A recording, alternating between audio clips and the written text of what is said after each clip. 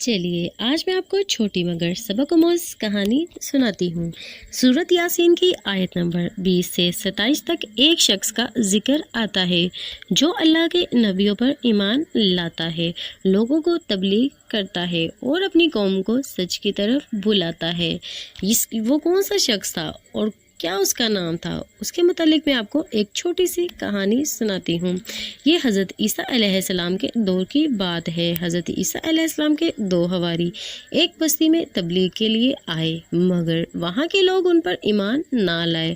اللہ تعالیٰ نے تیسرا پیغمبر بھیجا، ان تینوں نے توحید کا پیغام دیا، مگر لوگ ضد میں آ گئے، یعنی کہ لوگ اسلام قبول نہیں کرنا چاہتے تھے۔ ان سے بحث مباحثہ شروع کر دیا۔ اسی دوران یعنی کہ انہی میں سے ایک شخص حبیب نجار جو شہر کے آخری کنارے پر رہتا تھا، دوڑتا ہوا آیا اور قوم سے کہا، اے میری قوم، ان رسولوں کی پیروی کرو جو تم سے کسی معاوضے کی امید نہیں رکھتے، یعنی کہ معاوضہ وہ تعلیم جو پیسے دے کر یا پیسے لے کر حاصل کی جاتی ہے۔ قوم نے اس نیک بندے کی بات نہ مانی، بلکہ اسے اتنا مارا کہ شہید کر دیا۔ جیسے ہی شہادت ہوئی، اللہ تعالیٰ نے فرمایا، داخل ہو جا جنت میں۔ اور تو اس نے کہا، یعنی کہ اس شخص نے کہا آگے سے، کاش میری قوم جان لیتی کہ میرے رب نے مجھے معاف کر دیا ہے اور مجھے اتنی عزت دی ہے اور عزت والوں میں شامل کر دیا ہے۔